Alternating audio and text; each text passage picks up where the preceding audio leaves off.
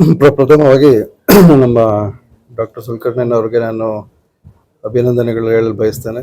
ಇವತ್ತು ನೂತನವಾಗಿ ಅವರು ಒಂದು ಕಾವೇರಿ ಮಲ್ಟಿ ಸ್ಪೆಷಾಲಿಟಿ ಹಾಸ್ಪಿಟಲ್ನ ಇವತ್ತು ಈ ದಿನ ಉದ್ಘಾಟನೆ ಆಗಿ ಸಾರ್ವಜನಿಕರ ಒಂದು ಸೇವೆಗೆ ಇವತ್ತು ಸಿದ್ಧವಾಗಿರ್ತಕ್ಕಂಥದ್ದು.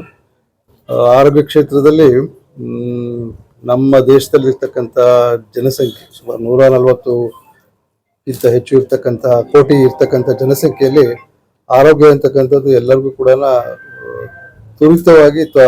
ತ್ವರಿತವಾಗಿ ಲಭ್ಯವಾಗಬೇಕಾಗಿರ್ತಕ್ಕಂತಹ ಒಂದು ಇಲಾಖೆ ಅದು. ಅಂತ ಒಂದು ಕ್ಷೇತ್ರದಲ್ಲಿ ಇವತ್ತು ಒಂದು ಉತ್ತಮವಾದಂಥ ಒಂದು ಮಲ್ಟಿ ಸ್ಪೆಷಾಲಿಟಿ ಹಾಸ್ಪಿಟಲ್ ಅನ್ನು ನಿರ್ಮಾಣ ಮಾಡಿ ಇವತ್ತು ಡಾಕ್ಟರ್ ಹೇಳ್ತಾ ಇದ್ದಾರೆ ಕ್ರಿಟಿಕಲ್ ಕೇರ್ ಎಮರ್ಜೆನ್ಸಿ ಕೇರ್ಗೆ ನನ್ನ ಹಾಸ್ಪಿಟಲ್ ಸಿದ್ಧವಾಗಿದೆ. ನಾವೆಲ್ಲರೂ ಕೂಡ ಅದೇ ರೀತಿಯಲ್ಲಿ ಸಿಬ್ಬಂದಿಗೂ ಕೂಡ ನೇಮಕ ಮಾಡಿಕೊಂಡು ಹಾಸ್ಪಿಟಲ್ನಲ್ಲಿ ಉಳಿದಂತೆ ಅಗತ್ಯವಾದಂತಹ ಉಪಕರಣಗಳು ಕೂಡ ಹಾಕಿ ಆ ಒಂದು ನಿಟ್ಟಿನಲ್ಲಿ ಕೆಲಸ ಮಾಡಬೇಕು ಅಂತಕ್ಕಂಥದ್ದು ಆಲೋಚನೆ ಇದೆ ಅಂತಕ್ಕಂಥದ್ದು ಈಗ ತಾನೇ ಡಾಕ್ಟರ್ ಹೇಳ್ತಾ ಇದ್ರು.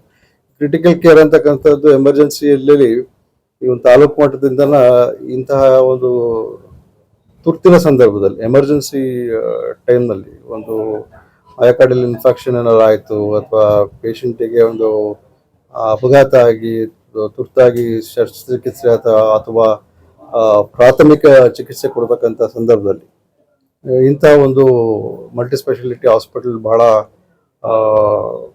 ಅಗತ್ಯ ಇರ್ತದೆ.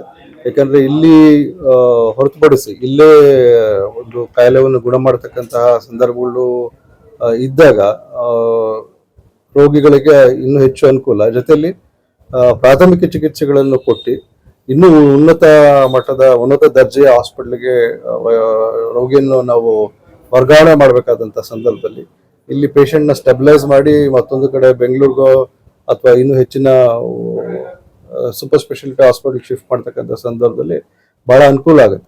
ಅದು ಪೇಷಂಟ್ನ ಒಂದು ರೋಗಿಯ ಒಂದು ಜೀವವನ್ನು ಒಂದು ಪ್ರಾಥಮಿಕ ಹಂತದಲ್ಲಿ ಉಳಿಸ್ತಕ್ಕಂಥ ಒಂದು ವ್ಯವಸ್ಥೆ ಈ ಒಂದು ಹಾಸ್ಪಿಟಲ್ಗಳಿಂದ ಆಗುತ್ತೆ.